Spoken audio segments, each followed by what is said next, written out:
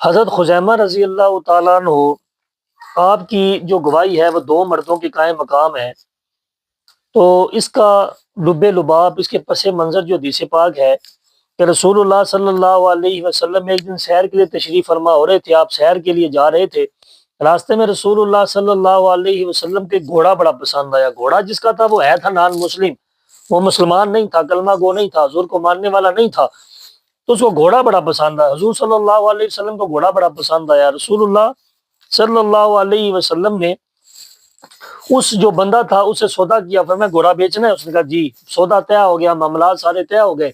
رسول اللہ صلی اللہ علیہ وسلم نے ارشاد فرمایا میں جاتا ہوں اور میں گھوڑے کی قیمت لے کے آتا ہوں۔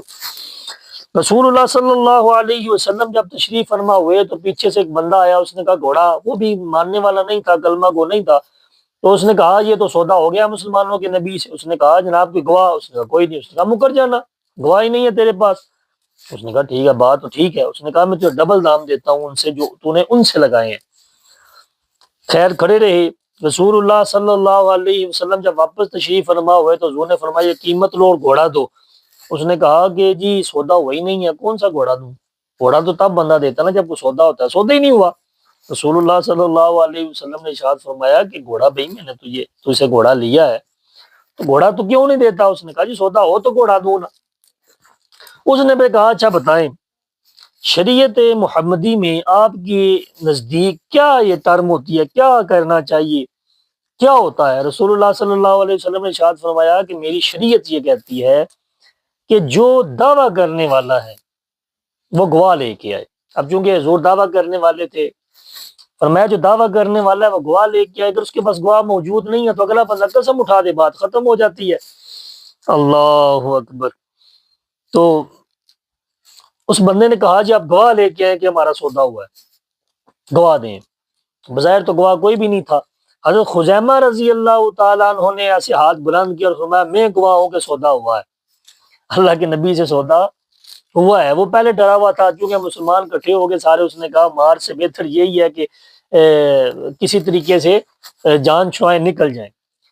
رسول اللہ صلی اللہ علیہ وسلم نے ارشاد فرمایا حضرت خزیمہ سے کہ خزیمہ مجھے ایک بات تو بتاؤ، جب موقع پر کوئی موجود نہیں تھا پھر تم نے گواہی کیسے دی، تم گواہ کیسے بنے؟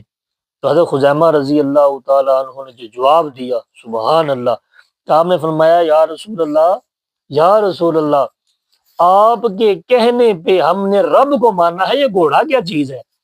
آپ نے کہا جی ہم کو رب کو جانتے تھے، ہمیں کو پتا تھا جنت دوزخ ہے، ہمیں کو پتا تھا قبر کا عذاب ہے، ہمیں کو پتا تھا مرنے کے بعد بھی ایک زندگی ہے، ہمیں پتا تھا کہ فرشتے بھی ہیں۔ یا رسول اللہ، یا حبیب اللہ، جب ہم نے آپ کو آپ کے کہنے سے رب کو ماننا ہے تو ہم نے یہ بات نہیں تھی ماننی کہ گھوڑا جناب والا آپ نے نہیں خریدا، یہ بات ہم نے کرنی تھی، گھوڑا نہیں خریدا، حال ہوگی۔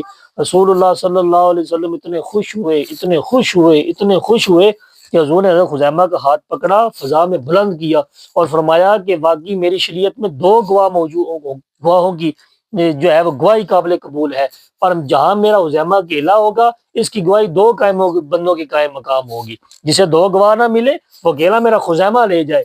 اتنی بات کی اور حضرت خزیمہ رضی اللہ تعالیٰ عنہ کو امت کے قیامت تک کے لیے لوگوں کے لیے آپ جو ہے وہ واحد ہستی ہیں جن کی گواہی دو بندوں کے قائم مقام ہے، اور رسول اللہ صلی اللہ علیہ وسلم کی عزت کرنے کی وجہ سے۔